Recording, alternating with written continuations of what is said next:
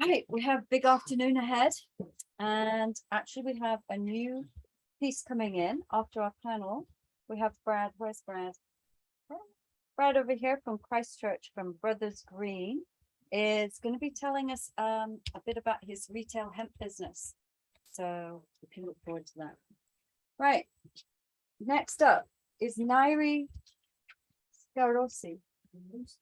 Yeah, Andrew West and Saul Morgan, and they're going to each talk about their passions.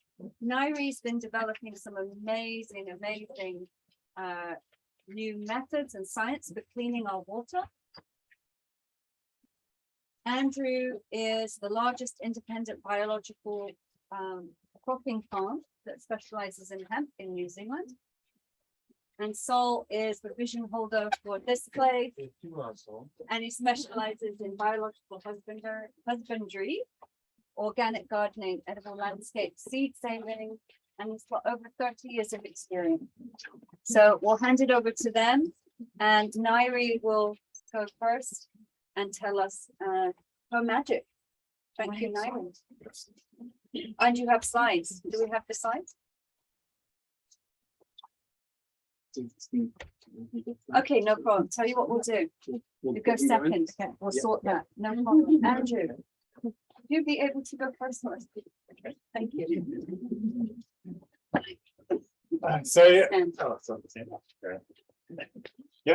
Welcome. I'm Andrew West, farm outside Ashburton and near the coast and called Wakanui. So it's a family farm. I'm third generation on the farm and fourth generation in the area. I've been farming 4 generations in the area. So it's 900 hectares cropping farm, and we grow about 14 different crops, mainly all around seeds, so ryegrass seeds, grains, radishes, stuff like that. And then we've about 4 years ago have started to integrate hemp. So I suppose going back a little bit further, about 8 years ago, we started a journey on biological and that, and we sort of felt like we'd hit a wall in our farming system. So we started to try and look outside the box a bit and see what was around, and we fell upon biological and started looking at that. So we're now very heavily focused at our soil, and a lot of the farming that we're doing and what we're doing to our farm is looking at the soil first. So when you look at the crop, we're always actually looking at the crop second. So when we're looking at how we're going to grow something, what we're going to do, we're focusing on the soil first, crop comes second. Because if we nail the soil and get that right, then the crop will be fine. So that's kind of our philosophy and how we're trying to look to things. We're probably not, in some ways, as far down the road as I'd like to be, but because it's a challenge within the type of crop farm that we are and dealing with seeds, that we have a very tight regulatory system that we're part of with seed certification and everything, which does create lots of issues. So we were heavily autumn based, which a lot of our crops going in the autumn, and to try and help with our soil and be able to put in like manure crops, cover crops, stuff like that to help our biology and use and move away from some of the synthetics. So like we haven't used super, for example, on our farm for 6 years, and more natural products and that. So we wanted to go to spring crops. So we were looking for more spring crops and that, and then hemp popped up, and it's got a really nice fit because it's fast growing. So that allows us to put manure crops in front of it and things like that. And then it has good properties for the soil as well as so it's good for the soil. And the other thing, I suppose, is we always struggle a bit. And we've been wanting to try and get closer to customers, and that with the gap between consumers and farmers has been growing and getting wider and wider and wider, and then there's a lot more bigger companies and people sitting in the middle, and some of them seems like they don't want the two to be connected. So we've been trying to get back a little bit somehow and try and get closer to the consumers, and hemp definitely shows that potential.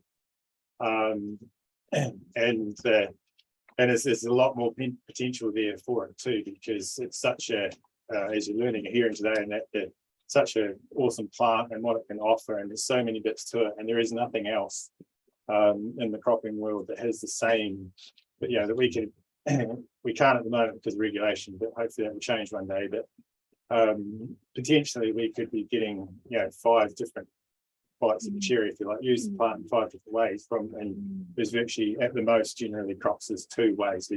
We'll have the main crop and we might get some residue from that crop that we can use, but that's it. So so it's really cool how we can have actually put something in the system that's going to be beneficial for our system, and then we can also tackle these different other revenue streams off it as well, which is to help us stay viable.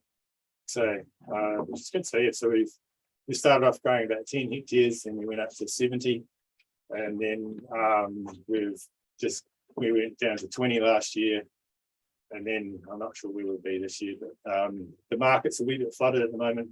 We've been growing because unfortunately with the way farming is at this stage, we can't afford to grow something without necessarily a home. So we have to be sure that we can sell at least a large percentage of it before we plant it. So we've been growing for Midlands and car fields. We've grown some fibre, we've grown a lot of seed, mainly crops. So, and both those companies have got a fair bit of stock on hand at the moment, so they're not looking for too much more. So that's might be why we're down a wee bit this year. But and then we're doing some other interesting things. We're working with Michael and Eagle and that, and trying to help get a bit closer to the consumer and put it together. And also looking around the regeneration piece and trying to see more how we can bring that in and try and help our farm become more self-sustaining and work forward on that point of view. So that's probably was that. Have I got more time? Well done.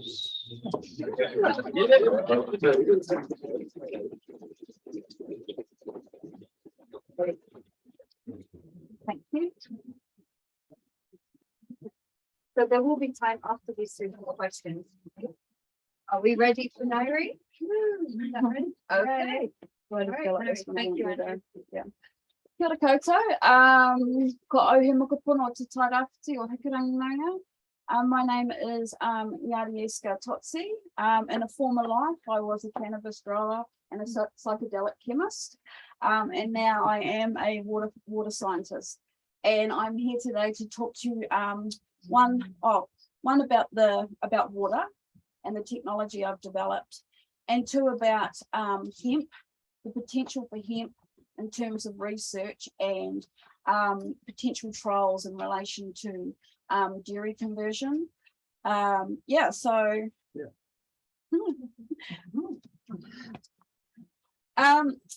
I am a kaitiaki, so I'm of Māori descent, and so my background is I was brought up with Te Reo Māori and all things Māori. I am a Mātauranga Māori practitioner, which means that I practice Indigenous knowledge in terms of our customs around water, the environment, all that type of stuff. And the knowledge that I have in terms of the environment was handed down to me from my my grandfather was a tohunga, which is a spiritual leader or high priest, and he specialized in, he was a tohunga matakiti, which is in healing, and specialized in water. So he passed that knowledge down to my father and then down to me. So I've always had this obsession with anything to do with water. So this is me here. So I am the chief technologist of my company, which is Bioreactor Research. And my background is, I have a background in dairy farming. So I have spent many a day and an hour on dairy farms. I've also worked in fish farming, land-based fish farming. And as I mentioned, growing marijuana. Anyway, and now, yes, now I develop water technology for the agricultural sector. So basically what I've done is over the past, since I met Michael, over the last 3 years, I have developed a technology using bacteria, microbes. It makes sense that if we want to clean up contaminants, man-made contaminants like fertilizer or whatever, that only nature can fix nature, right? So what I've managed to do is come up with a whole heap of bacteria, which I've isolated in nature, put them together. I've engineered a technology, and now basically what you do is the polluted water comes in one end, the bacteria break apart all the contaminants, they eat carbon, so carbon is a food source, so they don't sequence it, they actually consume it, and then the byproduct is clean water. So and I have trials running across Canterbury and soon across New Zealand, specifically to do with the dairy industry, basically because that's the industry that is kind of in the kind of firing line in terms of needing to reduce their nitrate leaching to water. Yep, next slide. So this is me and one of my work colleagues, and this is the actual technology. This is a wetland, and this isn't the Avon, this is a different one. This is a wetland in it's a Wigram retention basin. So basically, it's really simple. All the bacteria live inside this box. We pump water through it, and then clean water comes out the other end. We're currently doing projects where we're going to treat like millions and millions of litres of groundwater for the Ashburton Heckel Hines groundwater project. So instead of having like boxes, we're going to have big massive water treatment plants, to remove nitrogen and all the other yuckies that come from intensive agriculture. So we all know what the problem is, and I won't go into it too much. We're the problem. So well, it just everything that we use ends up in our waterways or in our soil, and so we're polluting at such a rate that it's not sustainable. These pictures, this is in Christchurch, this is actually at the botanical gardens. Like, this is the water quality that we have in the city. Is just, it's disgusting. Keep going. So, and we kind of know what the context is, especially when it comes to Canterbury and Ashburton. It's just, rural waterways are becoming contaminated, and especially towns like this, where you're surrounded by agriculture, there tends to be water quality issues. But there's a solution to this. So, and it's a simple solution. This is kind of a before it goes into the machine, and that's kind of after. Before it goes in, it's all kind of funny colored and it's got all the stuff in it, and then when it comes out, it's like nice and clean, and it's had all the bad stuff removed. So getting to hemp, while I'm here today, hemp is the savior. It's a savior of humanity, right? She's the queen, right? A miracle plant that will revive depleted soils, mitigate the threat of climate change, and re-establish the harmonic balance between humans and nature, right? So, as mentioned by everyone else, it's got all these awesome qualities. It's can sequence carbon, it regenerates the environment, and then it can also remediate like soil and so forth. That's fine. There are some downsides, but they're really, really small, and a lot of them are just to do with using water. And if you're a really good farmer like Andrew, then you don't have problems of nitrogen and some of the pests and stuff like that. So, but there are some downsides to growing industrial hemp. So, the reason why I'm here is because as part of my company, I have quite a large investment, and as part of our mission, 10% of what we do is in social enterprise or giving back to communities and back to the environment. So I'm here to offer to this community my expertise, my technology, my lab, and all that kind of stuff to research for the community, to figure out some of the questions that may need to be answered in relation to hemp and growing it industrially in this community.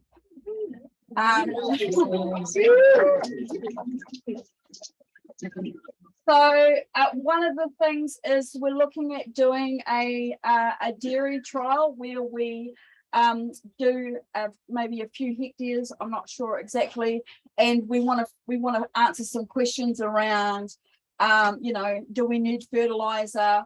What's the optimum cultivar to grow here? Which you'll be a few of our hemp growers that probably have a lot of this knowledge already.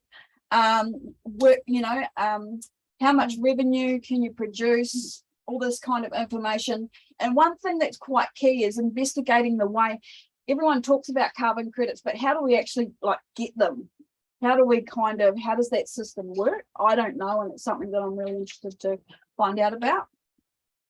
So the research trials that we're talking about is, this will be the first community-driven research trials into hemp in New Zealand, and I think in the world. So this is the first time that a community has come together, because all the research to date has been universities, big corporates, landowners. So this is a community-driven research projects where the community gets the benefits of the research, and I have no financial stake in this. It's just me doing my part in this. So as we mentioned, there's a whole heap of things that we want to find out about, and working with both the soil and water, the microbes, to make sure that whatever practices we do in terms of production are at least sustainable, but we want it to be carbon. We want to reduce our carbon impact or be negated. Yep, next one. So I'll just rush through these because it's not really important, but some of the research that I'm looking at doing potentially, and feel free over the next few weeks or whatever to make contact and give some kind of input into what you think you want answered in terms of research. So we've got cultivars, which cultivars best in terms of fiber production. I'm really interested myself as a business person in terms of fiber production and how much fiber can be produced by different cultivars. Yeah, next one. And then, as I mentioned, hemp seeds, harvesting and product development. Yeah, all of this is just some of the things that I'm interested, or we're interested in researching over the next year or so. And I think, so I was going to say the future is sustainable agriculture, but I think the future is actually, I'm going to cross that word out and I'm going to say regenerative agriculture.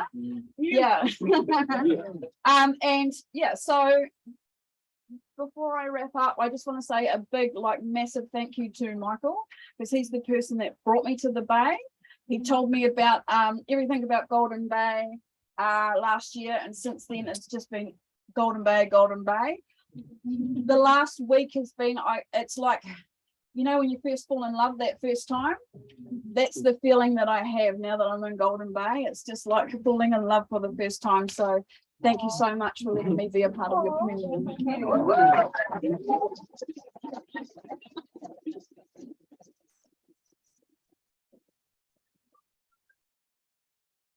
Well, the problem is going third. What am I going to say now? I did take some notes, thank goodness, so I can refer to them. Pick out what wasn't said. So yes, awesome. So yeah, so soil. Yeah, and it's been mentioned, and many of you would have seen Kiss the Ground, and it's part of why, you know, we're here because it's soil. Wonderful. We are here because of soil. In fact, you could say we are soil. Stardust, essentially. So it makes sense that we care for it. And my journey into understanding soil started with going to Lincoln, and it was the push about commercialization. So no offense to those who want to make money, but for me, it somehow missed something. And it kind of missed the reality of it and the heart of it. And so my journey's been more in the community space than it has in about the making money space and about sharing. that story. So it's interesting now, the awareness of soil and what it actually means and what happens in soil is incredible. And doing this, thinking about hemp in relation to soil, for me comes back to the big C, and I don't mean COVID. I mean, and I don't mean climate change, although it has a big part to play in that. Actual fact, I'm talking about soil carbon, and it is so critical. So essentially, we've deforested the planet, and that's caused a massive impact on our climate, as you all well know. And I do want to add in something I got from Lincoln from Dr. Neil Cherry, who started the alternative solar and wind power movement in New Zealand. Thank you, Neil, when he was considered a nutmeg crackpot. So he was a meteorologist. And he talked about how when we remove the rainforests in the equatorial zones of the planet and how that affects our weather. And I think that's a huge driver in what's going on. Weakening the Hadley cells, where instead of the anticyclonic weather systems we're used to, we're now getting the northerly tropical cyclonic weather systems, bringing extremes in our climate. But there's another factor, of course. We chop down trees everywhere, and we grow our food in incredibly unsustainable ways. Yeah, that was sustainability again. So by cultivation or we're releasing carbon to the atmosphere. We're often not returning the carbon even to the soil. In fact, back when I was at Lincoln, I remember writing letters to the paper going, why did that farmer just burn off that paddock over there? And he literally did. Carbon sequestration is a big one. And I always, when you look at something that's created like the ECS, the carbon system, tax system, and you look at the players involved in terms of what's the conversation about, the conversation was about trees. So as soon as it was just about trees, then I smelled a rat. So where's the conversation about soil? So soil sequesters 10 times more carbon, I believe, than trees. All right, for sure. And it's interesting, so the agricultural systems of the world have got so much potential. And yet we are screwing it up. So what do we do about it? So different techniques with obviously less cultivation, minimal till, putting in crops that build a lot of carbon. And hemp happens to be the best, pretty much. I did a bit of research on that and thinking about how does it actually do that? It's not a C4 plant. It doesn't photosynthesize better than grasses and cereals. And we had a conversation about, direct drilling when you've got grass and not spraying. It's a challenge for farmers to do that rather than herbicide. Because grass is so grunty, it just photosynthesizes that extra bit more. How does hemp do that? Well, it from what I understanding, it does that with the association with what's in the soil, with the fungi in particular, but also bacteria. So the mycorrhizal fungi, endomycorrhiza in particular, are stimulated with the hemp plant, and they go in search of the nutrients for the plant. So they bring the nutrients back into the rhizosphere of the plant, and at the same time, the plant communicates. So there's this incredible communication channel that we're still unlocking how that works. It's sort of, you mentioned, I probably shouldn't say anything about psychedelics, but you mentioned something about psychedelics, but you understand if you've been in that pathway, the connection with all things, and how that happens, that subtle communication with everything. With the microbes and particular fungi. So the less we disturb the soil, the better. And so the hemp plant has this incredible ability to literally draw up more nutrients than its neighbors. But when you harvest the crop, it'll be a little different if you pulled all the roots and everything out, however, but what you left with just the stubble is still 60% of the nutrients that plant pulled up, which is pretty amazing, really. I don't know that any other plant does that. So in a way, you can get your multiple crops off of growing hemp, and I don't need to tell you about that. But afterwards, the result is the soils are improved. It's quite incredible, really. It used to be, you can't do better than pasture. In pasture being permanent pasture, and you're not tilling it, you're just leaving it there. Now we know that the whole polyculture, the whole quorum sensing. Who's heard of quorum sensing? So the idea of polycultures in the pasture space, which is really just mimicking nature in the prairies. You go to the prairies in America, and there'd be certainly more than most agricultural. Modern agricultural system like dairy, you've got how many species? Let me think. One, or maybe if you've diversified and you've gone into a bit of chicory and a bit of plantain, is the new one. But those things have been around forever. So we're just copying what nature knows. But it's looking like hemp is a real one of the toolboxes, one of the pieces of tools that we can use in terms of creating a more sustainable, a regenerative culture. Let me just refer to my notes so I can go on it. So why is carbon not on that picture? It's been recommended, Dr. Walter Jens, who's advised the IPCC, so that's the International Panel of Climate Change. And they've talked a lot. So soil, they know about soil.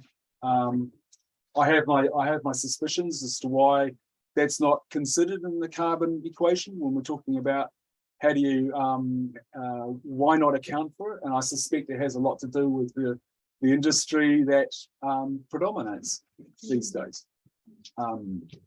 So you're up against huge industrial forces, and the conversations I've had around just hemp as well. There is large industrial forces that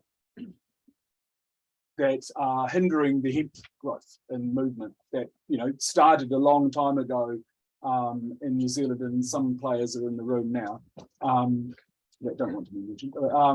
But so we could be so much further ahead, and so part of that we've got to keep talking about soil carbon. So for every percent of soil infection. So why is that so important? Why is soil carbon so important? We're talking about water quality.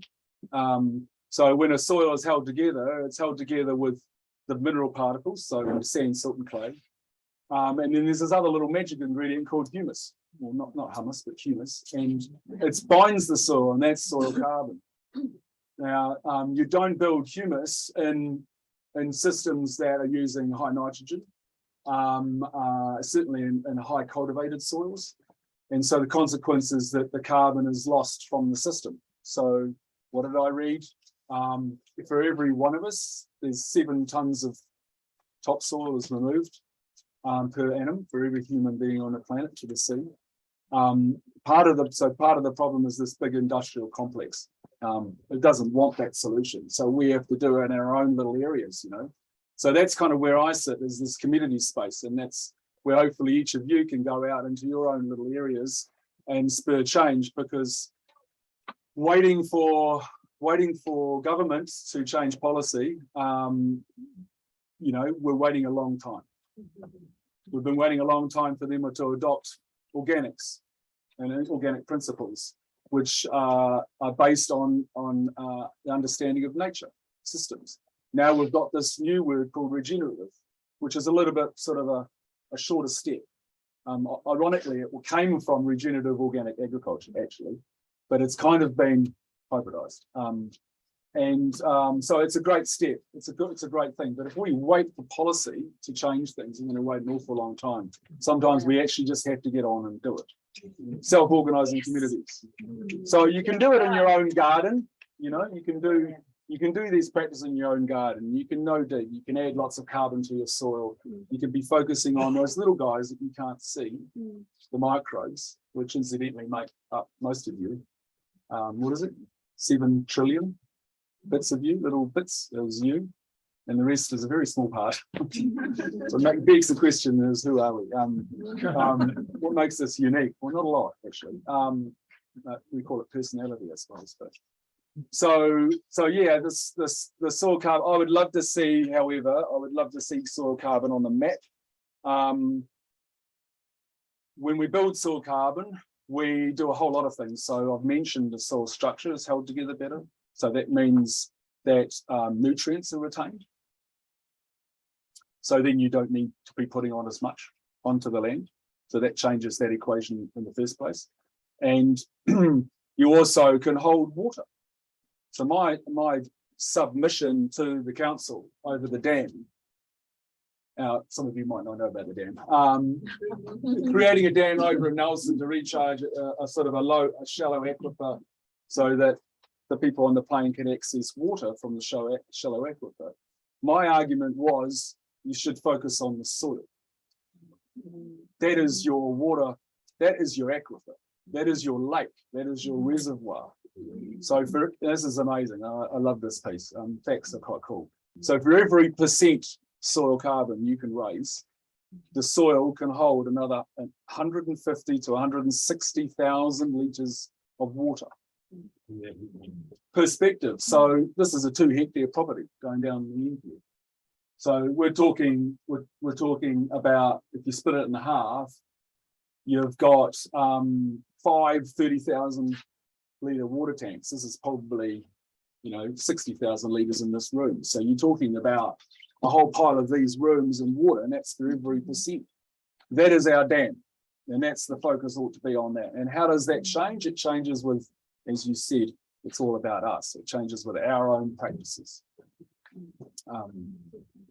The other one, of course, is in that piece about soils is, we can replenish degraded soils too by encouraging soil carbon. And there's some incredible work done around the world in that space. Dr. Liu, there's all sorts, and there's desertification, turning them back again. It all starts with carbon and getting plants growing. What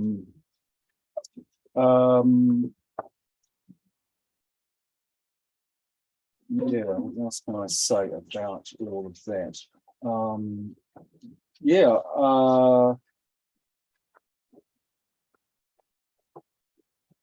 I think that it's a 1 minute. Yeah, so I think the thing with hemp is I think it's an amazing.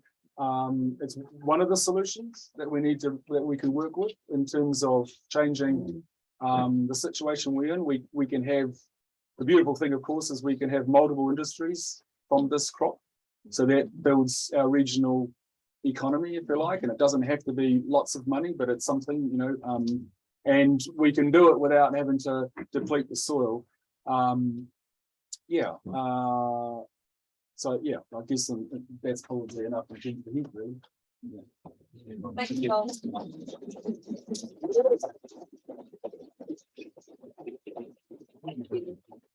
We do have question time now for these guys, but also the email list. I'm actually just going to pass this around. So if you haven't joined the email list yet, go ahead.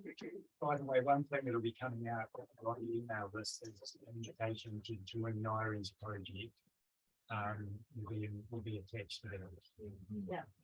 Okay. So if you have a question, put your hand up and then start by saying who it is the question is for. Yes. How does your system get rid of inorganic contaminants? Well, things like it gets rid of things like heavy metals through chalation. Yeah. So through chalation, so the bacteria produces enzymes which lock up the zinc, copper, cadmium. So we've had some really good data come back, tests done on that. We've only been testing the main things like your main contaminants like your nitrates, your phosphates, your biological ones like E. coli and so forth, because we're mainly concerned with just the agricultural, with nitrates really, to start with. But my understanding is that we can manipulate the microbiome for other chemicals, such as things like Roundup, depending on what quantities and so forth. Thank you. Good question. Yeah. Yeah, Is it what? on the water as well. And so I assume there's should be some sort of a byproduct after the cleaning the water, and what's happens with the byproduct? Okay, so the What can be byproduct is the denitrification is really effective. So it uses carbon in the reproduction process. And so what happens is the bacteria shed a cell, which is cellulose, and inside the cellulose, it's like it's the biofilm is like it's high in NPK. So in theory, you would be able to use that sludge liquid byproduct to like dry it or whatever for reuse. The issue is we don't produce enough of it for it to be like a commercial anything yet. So yeah. But it can be fertilizer. Yeah. Could be combined. Yeah. Because that's what these things are having so many byproducts of so many Yeah. industries, and they're not enough to do anything with. But if you combine them in, say, a compost system, that could be utilised later. Yeah. Question for Andrew, how much attention is being paid to what you're doing on your farms, by neighbouring farms, and how much traction do you think you're gaining in spreading the change of emphasis for other farms in different areas? I think that's wider. I think there's quite a big shift. There's a reasonable amount of attention. Farmers are do like to look over the fence and see what's going on, and so we're not going backwards, so that helps them to keep looking. So but yeah, so there's been for a better word, that even the conventional system is changing a lot. Like with the way things are moving around the world and that, and the recognition of soil becoming more recognized into the forefront. So, and some of the media and that, so even it's a lot more. It's interesting that you go, when we first started looking at biologicals and stuff, and I was trying to find humate and trying to find out where I could buy it and stuff like this. So this is about 8-9 years ago, and there was like nothing. Like you go open a farming mag and there was nothing. And I was like, we're trying to bring, it was real hard to find. Now you know, from just about every farming mag that comes across my desk, there'll be advertisement for a humate product, for a seaweed product, whatever. So all this whole space of extra stuff and that has come, it's got a lot bigger. And there is definitely, there's more, there's a lot happening in the consultancy space. So the Kinsey Albert system, which we're actually running with, is reasonably widely adapted. And that, so yeah, it is gaining momentum, and obviously it's the environment at the moment is probably going to help traction because fertilizer is horrendously expensive, and the rest of it. So that also makes people look harder because they're looking for options. Yep. Just to follow on for Andrew, have you run the numbers in terms of, like, your soil's improving significantly with the biological system? Have you run the numbers as to whether it's more profitable for you as a farm to be running with that type of approach? I haven't necessarily, so I don't have a lot of scientific evidence. I haven't done too much work as far as soil food web stuff and that to get a number, so to speak, on how the soil is changing. Yeah. But our costs are dropping. Yeah. And we're still maintaining the same cost or getting better. So our yields are generally have. So when I said like we had a wall, part of that was that our yields, we felt like we were basically couldn't get any more yield and everything was getting harder. So we were getting more pest problems. We were struggling with weeds that seemed to wouldn't go away on us and stuff. So we've yields have actually moved. We've had less. So like, for example, in the early days, grass scrub down in Canterbury area is very challenging at times.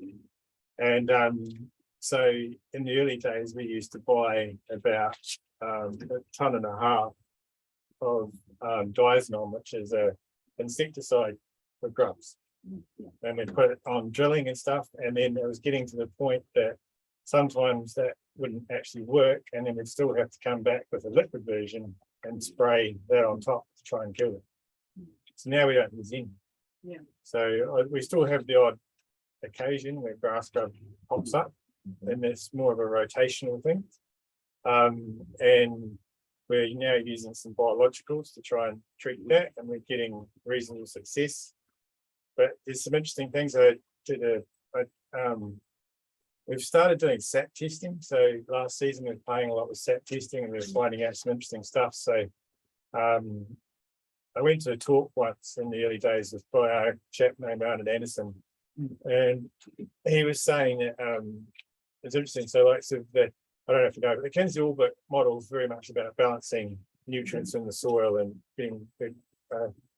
They talk about building the right home in that, but he talked a lot about being active and inactive. So you can have a soil test, for example, that says that you're running really good, but when you look at what's happening in the field, it doesn't reflect it. You've still got these issues and stuff going on. So that's because it's not active. So, and we started to prove a little bit of this last year because we've had good calcium levels in our soil and then the plants weren't quite acting like they should. And then when we were doing the sap test, we found out that we're actually really quite low still in calcium. So then we gave it a little bit of a liquid calcium, and then they suddenly shot up. So we activated it basically. So we're still looking around more of that and bring a bit more focus on that. So then this year we've come in and we had a pair of grass grubs. So I thought, well, okay, the grass grub's eating it for a reason. So maybe we're still lacking a wee bit in calcium, even though we've got soil. So we went and put a liquid calcium spray on it. And it was actually like we put nitrogen on it, but it took off and it was good as gold, and it's actually pulled back. We did a cultural practice as well. We rolled it, but the company that we're growing with thought that we treated it with a grass grub killer, but we didn't. And but it's actually come away, and it's so there is, some of these things don't go away, but you can work with them rather than them beating them. Did your soil carbon? Yeah. Has your soil carbon increased? Yeah, I think it has. I don't know to what extent, I don't know, but I feel it is going up. But soil food we tested, we haven't tried yet. That will actually give you active and inactive bacteria colonies and well. So definitely very interesting test to see what happens in plant tissue test, which is that test. Yeah.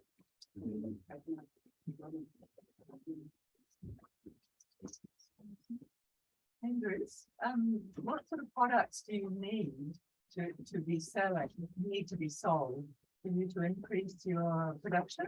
You said you dropped back because there was a bit of a glut that the companies were holding enough seed and so you weren't motivated, that was my understanding, to grow more because there wasn't the market demand.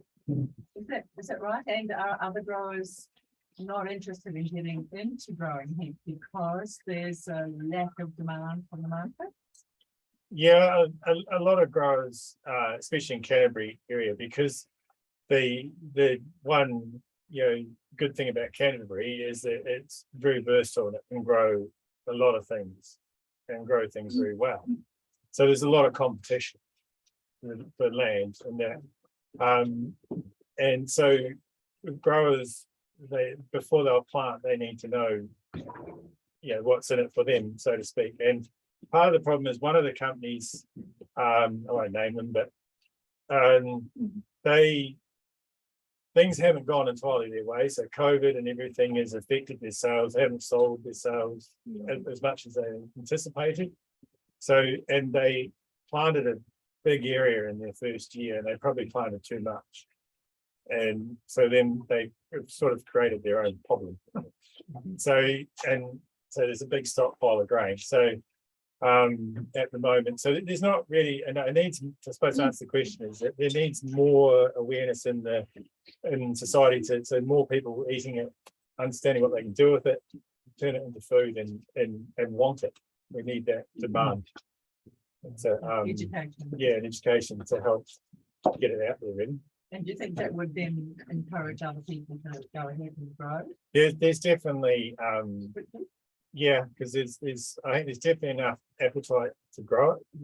And fibre, especially for Canterbury fibre with the cornicated plant that's gone in, there's a lot of scope there.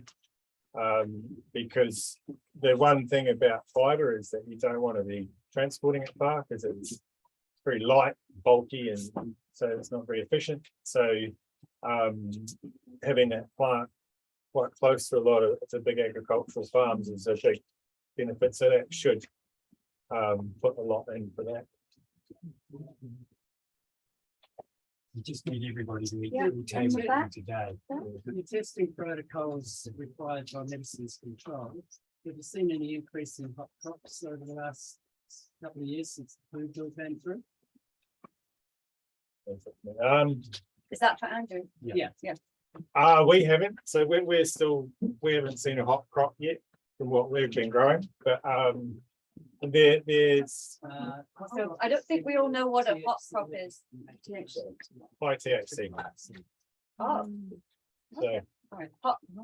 yeah, so it's definitely it's quite a big thing in the States, isn't they having issues in the States with a lot of crops going hot in certain parts of America. Yeah. We haven't seen it. I haven't heard of it too much. I know there is a little bit, like what Richard Barge referred to, there is a little bit cropping up in the industry, but there's no one's really sure why yet or whether it's a contamination. There is at the moment that the testing's being solely left up to the grower or the company. So there is a little bit around when you do it. So potentially where you do it and which plant you get. And so there is there can be a slight difference between the males and females. So whether there's it's something that's gone to play or something that some of the when it's been sampled, it hasn't been sampled quite right. And that's thrown through something that's not necessarily true. What I understand is the incidence of later crops maturing and also testing crops has increased. Basically since the food bill came through and they incorporated THCA. The polyethanol distractions are like around the country this year throwing quite a lot of above 7.5%. So for myself, I do a compost this year. I've got 100 kilos in a couple of years back for a job. I've grown it this year. THC was fine, Delta 9 at 0.08. THC came in at 3.4. So we have a 3.1 result.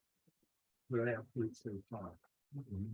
So regulation 44, I believe, and I've had talked with Richard a week ago, the incidence is creeping up. So I think we're looking at some official information figures just to farmers need surety for their crops. If they haven't got surety that they're not going to have to plough it anything for the season, there's no good farming. Yeah. So this is a bit of a problem, and it's an increasing problem. So yeah, I was just wondering about your particular situation down there. Yeah, no, we haven't. Out of the whole 4 years that we've been growing, we're pretty much running the same level each year, which is we're about 0.2. What, two? What's the cultivar? 0.3. What's the What cultivar do you use? So we've grown Capaldi, we've grown Ventura, we've grown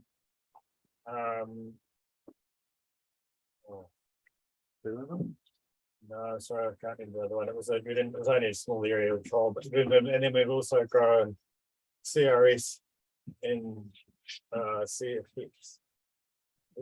So basically the CRs are the mostly all Canadian varieties, and the CRS are the dwarf ones, so they generally will grow half the height. And mainly grain Pacific, whereas the other ones are dual purpose. Is it easy to harvest?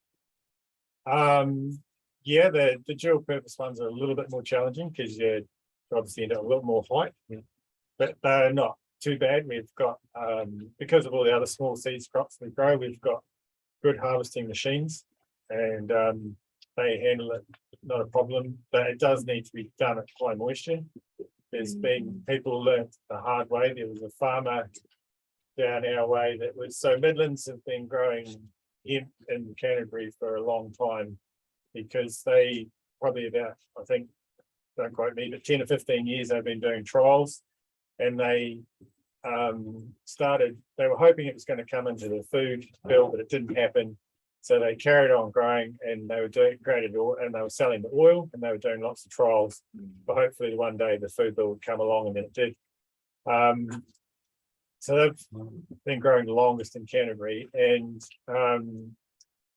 they had a group of 3 or 4 farmers that are long-term growing, doing small plots for them and that. And one of those farmers burned his combine 3 years in a row. So and so much so that it was a class combine, which is actually probably about the worst combine for him. And so much so that the last time the insurance company made him put a fire extinguisher kit on the combine, they said, we're not going to insure it unless you put a fire extinguisher on it. So, but you do have to be very careful, because a lot of the time it's actually a following crop. So because the hemp's so ropey that even when at high moisture, we're still wrapping parts of the machine. So if you're not careful and you don't check, then you go into something else. So for instance, if you go to a grain crop or something that's quite flammable, then that hemp will heat up, and then it just lights it, and then away you go. Real quickly, is that We have time for one more question. all that machinery, is that imported from Canada or America? So The harvesting machinery? our harvest, so we're running case, so it's just that it's American combines. The about the best ones is case of what was called a rotary style. So ours is a rotary, so they've just got one big cylinder running through the middle. So they've got a lot less moving parts than some of the other European combines, which makes them better because there's less stuff to wrap on. So Yeah, I'll take that. Yours will be the last Yeah, question. since the irrigation, or how does it get on with like a really dry period, whether extended dry period or heavy rain, for example? How's it get on with like ranges and conditions? So it copes well in our experience that we probably find the establishment to be one of the hardest things with hemp. It's very, very sulky. But we've just found that if that when it starts to pop through, if it doesn't like the environment, then it just packs the sand and lets the weeds come, and it can be a bit tricky. So we've shifted. So originally in that first year, we were sort of being told that we needed to plant middle of October to the beginning of November. Now we're shifting, we're not planting to November, even maybe later December, because we want really, actually, we quite like the soil to be quite dry on top and quite fluffy. And then it seems to strike real fast. Within about 3 days, it'll be through, and then it'll come up and be quite, and we'll get a good row closure reasonably quickly. Hates compaction, hates it. And then it doesn't like a lot of water earlier on. So I wouldn't say it's a huge water user, but water affects yield like most crops. So there is a time in there when it's going into flowering and if it's dry, then you will have a reasonably good yield knot from it. So it does like water through that period just to help keep it flowering. And from what we've seen, when it gets dry, it just basically shuts down and wants to go through its processes quicker and save itself and produce its seed that it needs to do. Because ultimately that's what plants there to be reproductive, and that's what its whole goal is. So when it comes under stress, it's going to try and go through that process quicker to do what it's meant to do. So, Thank you so much. Thank you.